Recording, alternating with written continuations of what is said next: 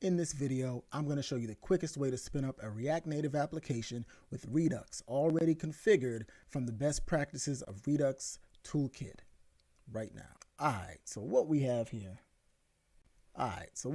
here, empty terminal, Android emulator running, got a temp folder, and here we go.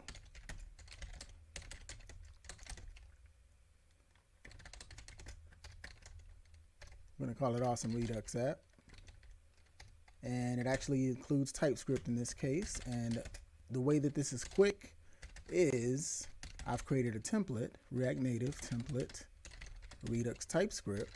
It's a mouthful, but you only got to type it once. That's going to spin up a React Native CLI application using the template I created specifically for Redux Toolkit, which is available on NPM. So this should work for you as well.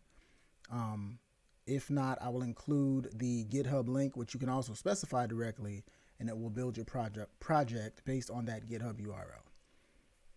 I will have templates without TypeScript, as well as templates coming for Expo for TypeScript and without TypeScript, although I don't know why you would not want to use TypeScript. Okay, so we're all done. Let's try to run this thing. CD into the folder. You guys can see yarn start, and I'm using tmux so I can have multiple terminals in one terminal. So I'm going to start the bundler here, Metro. I'm going to create a new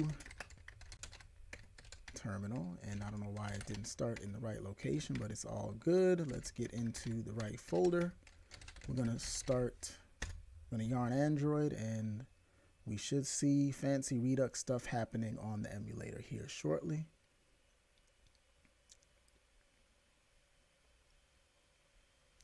And it sounds like my computer is about to lift off the desk.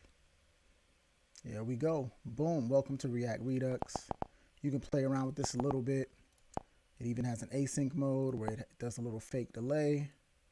And I've also modified here the learn more links.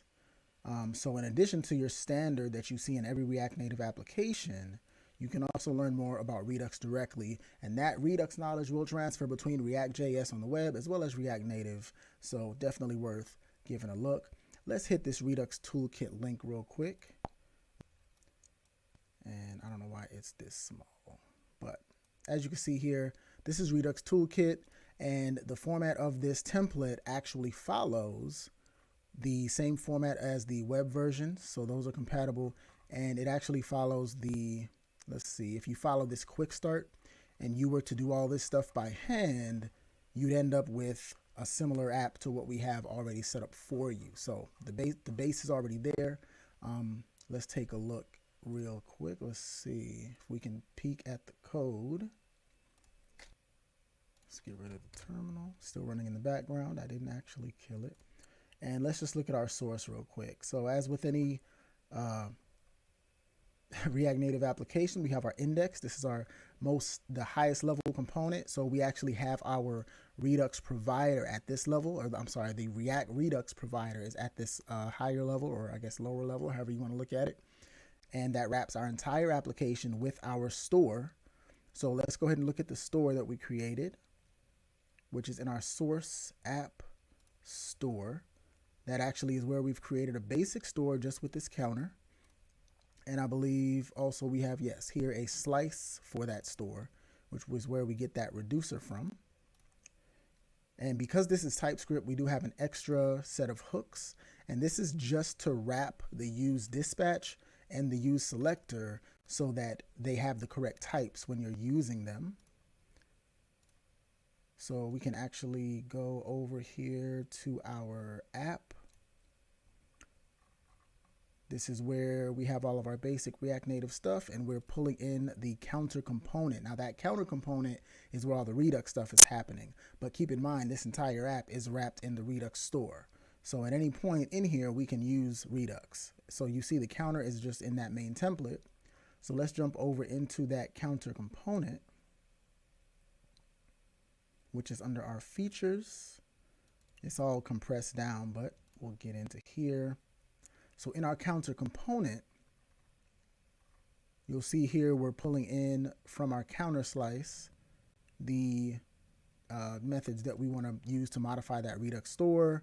And you can kind of dig through this here, but we're basically using our dispatch from use app dispatch, which is the wrapped version of use dispatch just for TypeScript purposes, as well as use app selector. Same thing. It's just use selector with some TypeScript on top of it.